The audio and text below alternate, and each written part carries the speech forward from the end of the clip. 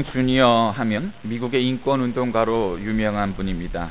미국에서는 1월 셋째 주 월요일을 마틴 루터 주니어 기념일이라고 해서 미국 전체가 공휴일로 쉴 정도입니다. 여러분이 아시는 것처럼 미국은 백인들이 북아메리카에 건너오고 또 흑인들을 노예로 아프리카에서 데리고 와서 세워진 그런 나라입니다. 아시다시피 링컨 대통령이 노예제도를 폐지했지만 20세기에 들어서까지 뿌리 깊은 인종차별은 많이 있었습니다. 지금도 쉽게 우리 프리미어리그에서 황인이나 또 흑인 인종차별을 하는 그러한 선수들이 간혹 있어서 벌금 혹은 다른 제재를 받는 것을 보면 백인들에게 이 뿌리 깊은 인종차별은 아주 큰 벽임을 우리가 알게 됩니다. 미국도 20세기까지 그런 부분이 많이 있었습니다. 심지어는 흑인이 먹는 수도와 백인이 먹는 수도, 또 백인이 들어가는 화장실과 흑인이 들어가는 화장실, 식당도, 극장도, 심지어는 교회까지도 백인만 다니는 교회, 흑인만 다니는 교회가 있을 정도로 그렇게 뿌리 깊은 인종차별이 심했습니다. 그때 목회자이면서 나중에 인권운동, 사회운동을 벌여서 대통령으로 나가려고 했던 그러한 분 가운데 한 분이 바로 이 마틴 루터 킹 목사님입니다. 우리가 그분의 연설을 잘 압니다. I have a dream이라는 연설이죠. 나에게는 꿈이 있습니다. 조지아주의 붉은 언덕에서 노예의 후손들과 노예 주인의 후손들이 형제처럼 손을 맞잡고 나란히 앉게 되는 꿈이 있습니다. 나에게는 꿈이 있습니다. 이글거리는 부리와 억압이 존재하는 미시시피주가 자유와 정의의 오아시스가 되는 꿈이 있습니다. 나에게는 꿈이 있습니다. 내 아이들이 피부색을 기준으로 사람을 평가하지 않고 인격을 기준으로 사람을 평가하는 나라에서 살게 되는 꿈이 있습니다. 이렇게 이어지는 유명한 연설입니다. 1963년 8월 13일 링컨 기념일에 워싱턴 DC 링컨 기념관 앞 광장에 모여있던 25만 명 앞에서 행했던 킹 목사의 연설입니다. 그로부터 50년 세월이 흐른 후 미국에는 버락 오바마라는 흑인 대통령이 탄생했고 4년 뒤인 올해 다시 미국 최초의 흑인 그리고 다문화 가정 출신의 재선 대통령이 되었습니다. 미국인 마틴 루터 킹 목사의 생일을 기념일로 공포한 것을 보면 그의 공로와 영향력이 상당하다는 것을 알게 됩니다. 여러분, 어떤 나라에서 나라 전체가 특정인의 생일을 기념일로 정해서 공휴일로 삼는 것이 쉽겠습니까? 여러분, 우리나라에는 그러한 공휴일이 없습니다. 우리나라 사람들이 누구나 가장 존경한다는 세종대왕, 이순신 장군, 이분들의 기념일, 이분들의 생일을 기념일로 하는 그런 날이 없지 않습니까? 참 영광스러운 일인데 여러분이 이 마틴 루터 킹의 그 삶을 아시다시피 참 처참하게 피살당했다는 사실을 우리가 압니다. 1968년 4월 흑인 환경미화원들의 파업을 지원하기 위해서 테네시주의 멤피스에 갔습니다. 4월 4일 오후 6시 1분 그가 묵었던 로레인 모텔 발코니에서 총격을 받아 그날 저녁 7시 5분 성조셉병원에서 숨을 거두게 됩니다. 제가 여러분에게 질문하고 싶은 건 이겁니다. 킹 목사는 기념일을 정할 만큼 역사가 추앙하는 인물이 되었습니다마는 그것은 암살이라는 처참한 희생 위에선 영예라는 것입니다. 여러분은 이런 킹과 같은 인물이 되고 싶습니까? 암살을 당해서 생을 짧게 마치더라도 역사에 남는 그러한 인물이 되고 싶으십니까? 당장 이 자리에 죽어서 역사가 우리를 기억한다면 그만한 선택을 하실 수 있겠습니까? 이게 말은 쉽지만 선택하기는 쉽지 않은 일입니다. 미국 미시간주 냉동보존센터에는 깊이 2m가 넘는 냉각기 안에 103구의 시신이 냉동 보관되어 있답니다. 또 애리조나주 알코올 생명영장 재단에는 104구의 시신을 보관하고 있습니다. 러시아 크리오로스에 보관된 시신을 합하면 부활을 기다리는 냉동인간이 모두 223구에 달한다고 합니다. 이들은 지금 영하 196도의 냉동 상태로 보존되어 있습니다. 냉동인간 연구의 세계적인 권위자라고 하면 로버트 에팅거 박사를 꼽는데 그는 80대 숨을 거둔 어머니와 67세로 죽은 첫째 아내 그리고 86세로 죽은 둘째 아내를 냉각기에 보관하고 있답니다. 그가 이런 말을 했습니다.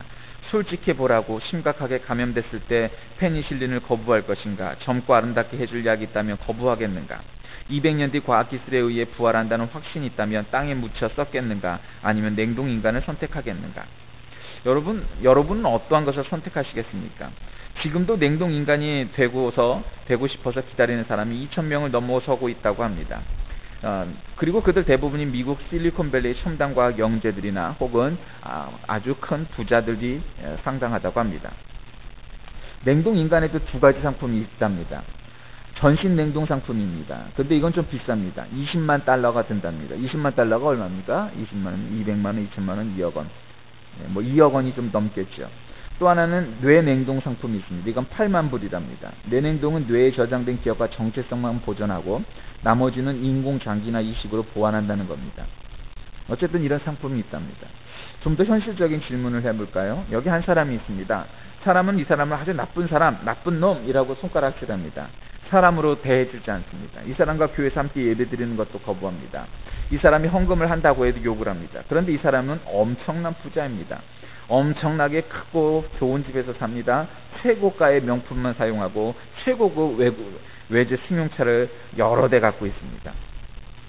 맘만 먹으면 언제나 외국으로 아주 그냥 부유한 여행을 떠납니다. 자, 여러분, 이 사람이 되고 싶습니까? 그렇지 않습니까? 여러분, 우리가 다른 사람들에게 주는 대답은 너무도 분명합니다. 사람답게 살아야지 그깟 돈 많은 게 뭐 그리 대순가 하시겠습니까? 아니면 그 삶을 선택하시겠습니까? 오늘날 우리 사회는 체면의 부실 혹은 체면의 상실 시대에 산다고 말을 하곤 합니다. 이제 학생에서 주부에 이르기까지 많은 사람들이 돈벌이가 된다면 체면 불구하고 어떤 일도 마다하지 않고 일자리에 뛰어듭니다. 사람들은 남을 속이고 사기를 치는데 혈안이 되어서 그렇게 돈을 법니다. 가끔 외국에 나가서 사는 우리 동포들에게 문제가 생기는데 그 사람들에게 사기를 치고 돈을 띄어먹는 사람들은 다름 아닌 바로 우리나라 사람들, 즉 같은 동포라는 것입니다. 어찌 보면 그들의 삶 가운데 그럴 만도 하지, 그렇게 어려움이 있었으니까 그렇게 했겠지라고 말할 수도 있겠지만 사실은 이 시대가 갖고 있는 사회의 흐름은 참으로 안타까운 현실이라고 말할 수밖에 없습니다. 이런 현상을 보면서 저는 성경에 나와 있는 사울왕이 생각이 나곤 합니다. 블레셋과 전투가 벌어지는데 오기로 한 제사장 사무엘이 늦는 겁니다. 지금으로 말을 하면 차가 막혔나 봅니다. 철기 시대를 사는 블레셋이 강력한 무기로 무장한 반면에 청동기 시대에 살았던 이스라엘은 이건 상대가 되지 않습니다. 게다가 군사들은 두려움에 질려서 탈영하는 자가 속출하고 있습니다. 이러다가 싸워보기도 전에 질 게 뻔합니다. 안 되겠다. 사무엘 제사장이 안 오니 나라도 대신 제사를 지나야겠다. 어찌 보면은 상황 논리에 아주 적절한 일일 겁니다. 누가 제사를 지내든 그게 뭔 상관이 있겠는가? 당장 싸움에서 이기는 것이 급선무 아니겠는가? 그런데 하나님은 사무엘을 통해 사울왕의 왕위직을 폐위시킨다고 통보를 해버리십니다. 여러분, 우리가 살다 보면 나름대로의 상황, 그에 맞는 그 상황 논리 있게 마련입니다. 그럼에도 불구하고 하나님께서는 시간에 지금 늦고 있는 사무엘을 대신하여서 제사를 지낸 사울왕을 그 한 사건을 통해서 폐위를 시킵니다. 아니, 그에 비하면 다윗은 바람을 피우고 그 남편을 죽였는데 그게 더 쳐죽일 일이지 이게 그럴 만한 일인가? 우리는 그렇게 생각할 수 있습니다. 그러나 문제는 하나님께서 정하신 규율, 율법, 말씀, 그 원칙들은 무엇과도 바꿀 수 없는 중요한 원칙들이라는 것입니다. 이런 문제들에 대입해서 오늘 본문에 나온 레위라는 사람 참 훌륭하다는 생각합니다. 성경을 보면 레위라는 이름이 둘 나옵니다. 마태복음에서는 마태로, 또 마가나 누가복음에서는 레위로 부르다가 세관에서 일할 때는 마태라고 부르게 됩니다. 그러니까 그의 원래 이름은 레위였고 또 고향에서 레위라고 불렀는데 그리스도를 믿은 후 예수님께서 지어주신 이름 마태라는 이름이 지어졌다, 이런 것입니다. 그의 직업은 자신이 밝히는 것처럼 세리였습니다. 지금으로 말하면 세무 공무원이었습니다. 세리가 어떤 일을 하던 사람이냐면 로마 제국을 대신하여서 사람들에게 세금을 거두는 겁니다. 그런데 이 사람에게는 월급이 따로 없습니다. 그러니까 이 사람은 조세권이 있어서 이 사람에게는 얼마의 세금을 걷어들이냐 하는 것을 정해놓으면 그 중에 일부를 자기가 갖고 나머지를 로마 제국에 바치는 그러한 일이 있었습니다. 그러니까 사람들이 이를 싫어합니다. 왜냐하면 이 사람이 정하는 대로 세금을 내야 했기 때문이고, 그러지 않으면 로마의 공권력에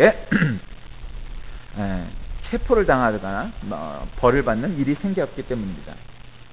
또 하나 세리들이 하는 일은 검색입니다. 세간의 세리들은 길 가는 사람들을 정지시켜서 몸을 검색하거나 짐을 조사할 권한이 있었습니다. 때로는 날카로운 쇠고챙이로 짐을 여기저기 푹푹 쑤셔가면서 밀수품을 색출하기도 했습니다. 여러분, 그러니 일반적인 유대인들이 이 세리를 좋아했을 리 만무합니다. 마태의 원래 근무지는 가버나움입니다. 가버나움은 교역의 요충지입니다. 다메섹으로부터 예루살렘으로 가는 그 중간에 가버나움이라는 곳이 있었는데, 간선도로로 짐을 가득 싣고 내려가는 대상들은 마태가 근무하는 세간에 멈추어서 2%에서 12%에 달하는 관세를 지불하고 지나가야만 했습니다. 또 갈릴리 바다 근처에서 업으로부터 세금을 받아들이는 것도 중요한 업무 가운데 하나였습니다. 후에 예수의 제자로 함께 생활했던 베드로와 안드레, 야고보와 요한도 바로 이 마태에게 세금을 바쳐야 했습니다. 그런데 세리가 사람들에게 미움을 받는 이유는 이것만이 아니었습니다. 그것은 그와 같은 일들을 원칙대로 했으면 상관없겠지만 대체로 탐욕과 부패, 착취와 협박, 이러한 단어들이 붙여질 만큼 굉장히 유대인들에게는 미움의 대상, 그리고 아주 벌러지만도 못한 사람으로 그렇게 평가를 받았습니다. 외국 제국 세력과 야합하여서 이 민중들의 피를 빨아먹는 그러한 공모자, 반역자, 매국노, 이러한 것이 바로 사람들의 인식이었습니다.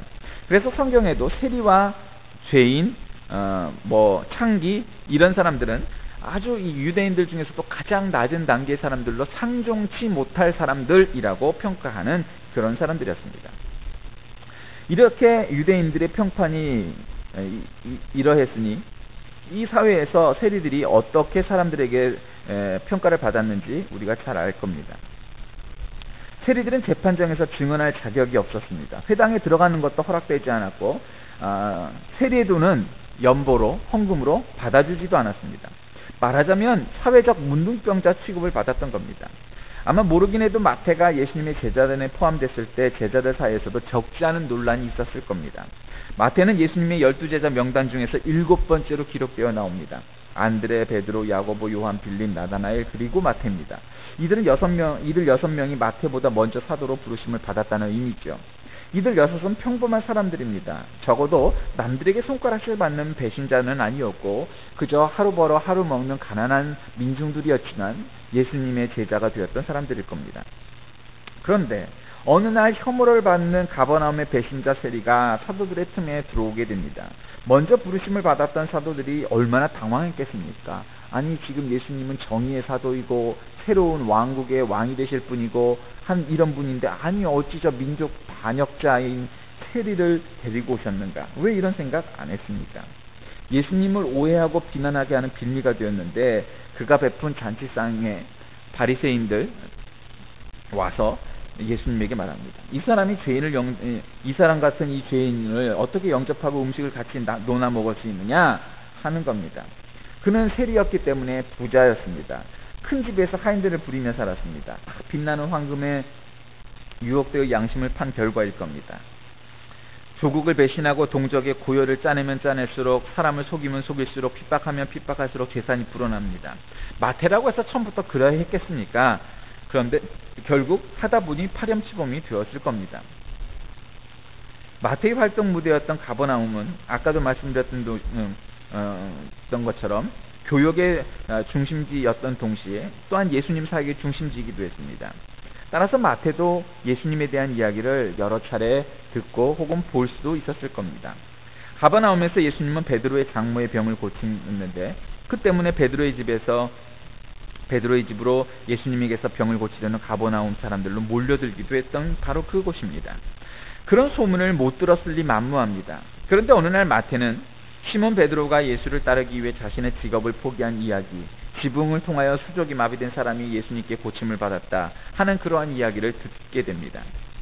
예수님에 대한 관심이 남달랐겠죠. 지금 자기가 부자고 힘도 있는 사람인데 예수님을 청하여서 그분의 말씀을 듣고 그분이 어떤 분인가 알아볼 수 있었을 겁니다. 그런데 마태가 세관에 앉아 있는데, 자신의 사무실에 앉아 있는데 예수님께서 그 사무실에 나타나신 겁니다. 성경은 그 장면을 아무런 사전 지식 혹은 배경을 설명하지 않고 이렇게 적을 수 있습니다. 그 후에 나가사 레위라 하는 세리가 세관에 앉아 있는 것을 보시고 나를 조치하시니 저가 모든 것을 버리고 일어나 조치니라. 너무 간단하죠. 물론 성경에 기록되어 있는 것처럼 그저 아무 배경 없이 오셔서 그랬을 수도 있겠지만, 이미 사전에 마태는 예수님에 대해서 알고 있었고, 어느 날 갑자기 자기에게 직접 찾아오신 예수님께서 나를 따르라 하니 따랐을 수도 있을 겁니다. 그가 예수님을 영접한 후 자기 집으로 초대해서 큰 잔치를 베풉니다.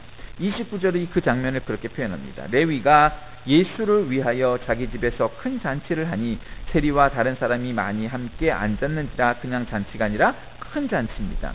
여러분, 그 잔치에 참석한 사람의 숫자가 서너 명이 된 것이 아니고 많이라고 표현한 것입니다. 여러분, 큰 잔치, 많은 사람, 이거는 두 가지가 있어야 할 수 있는 일입니다. 첫째는 이만큼 큰 잔치, 많은 사람을 초청하려면 돈이 있어야 합니다. 여러분, 집에서 손님을 받아보셨습니까? 몇 명까지 받아보셨습니까?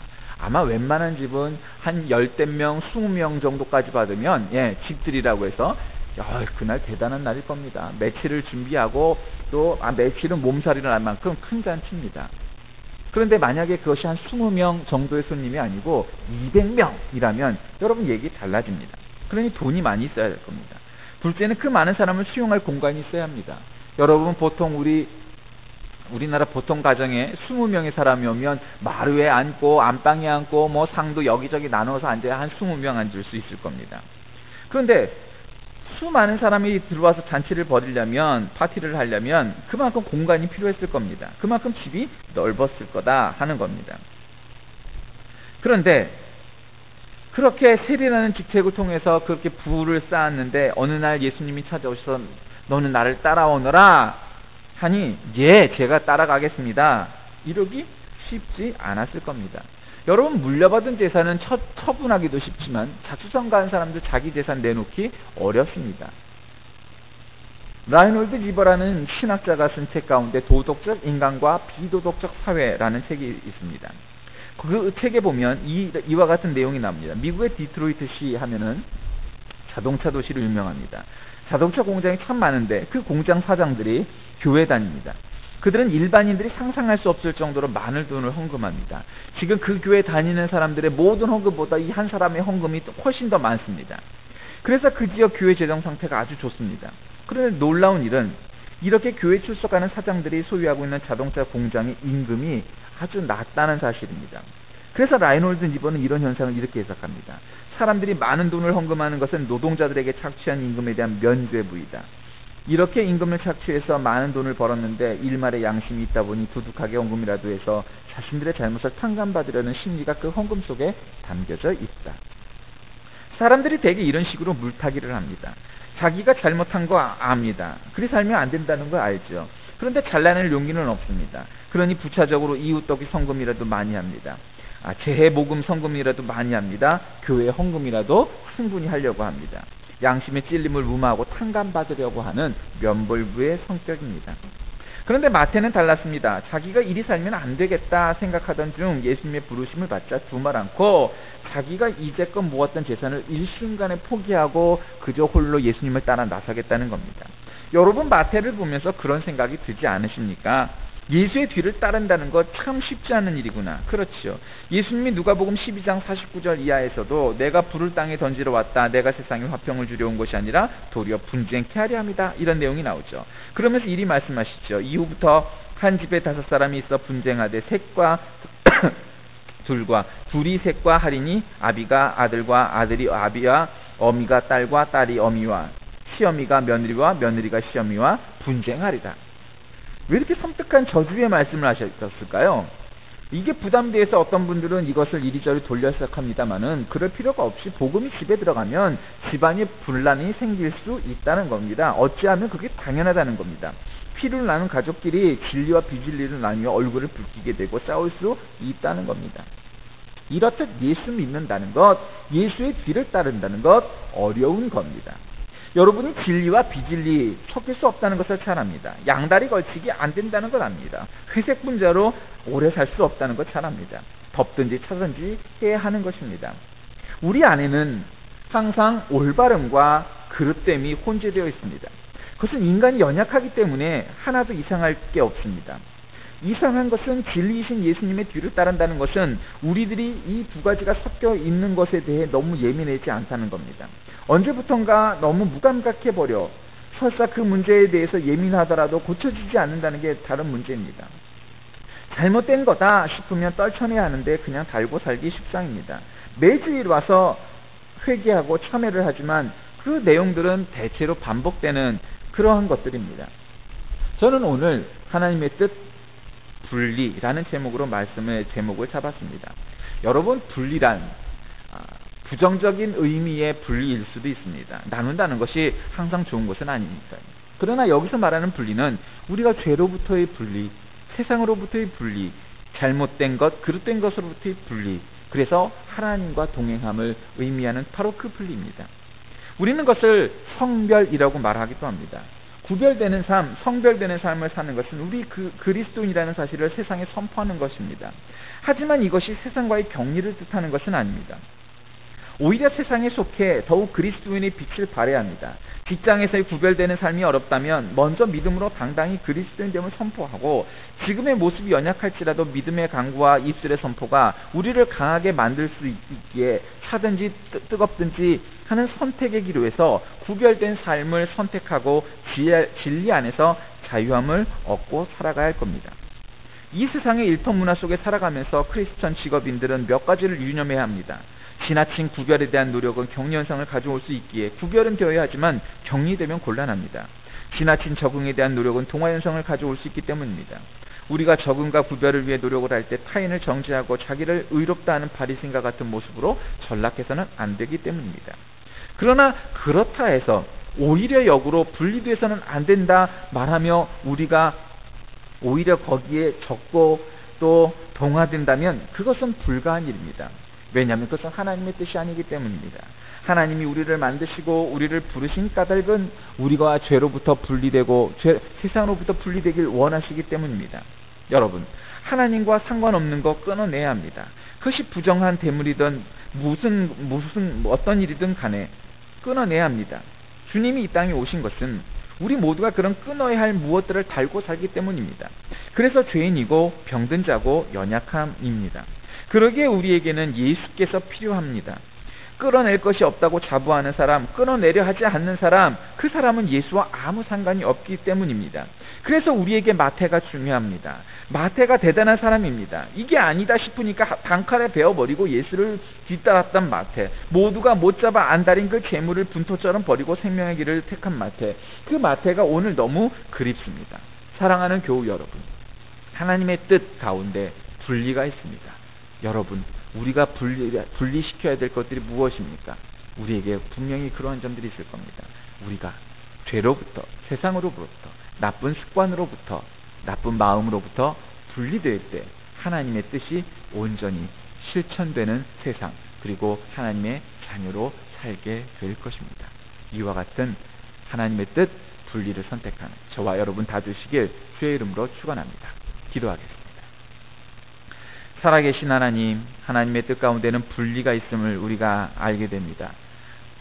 예수님께서 부르시자 당장 여태까지 삶을 모두 분리하고 하나님의 삶을 따르기 위해서 예수님의 제자가 되었던 마태처럼 우리도 그와 같은 결단과 분리를 감행할 용기 있는 하나님의 자녀 되게 하여 주옵소서. 그래야 이 세상과 또 죄와 분리되고 나쁜 습관과 분리되어 오직 주님만 바라보며 사는 하나님의 자녀 그리스도의 제자가 되게 하여 주옵소서.